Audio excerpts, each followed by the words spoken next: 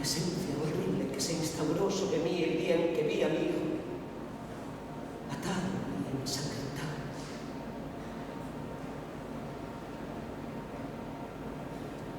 Con un dinero que tenía ahorrado, le compré a un joyero una pequeña imagen de la diosa para que me diera coraje y la escondí.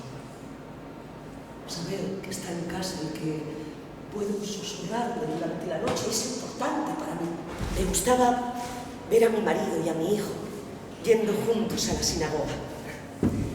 Y me gustaba quedarme retrasada, rezando, para luego salir sola tras ellos.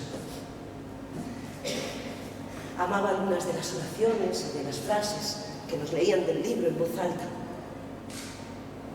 Durante aquellas horas, una especie de batalla pacífica tenía lugar en mi interior. Me dije a mí misma que no había tenido otra opción, pero sí la tenía. La opción era volver sobre mis pasos y permanecer junto a él, pero no lo hice.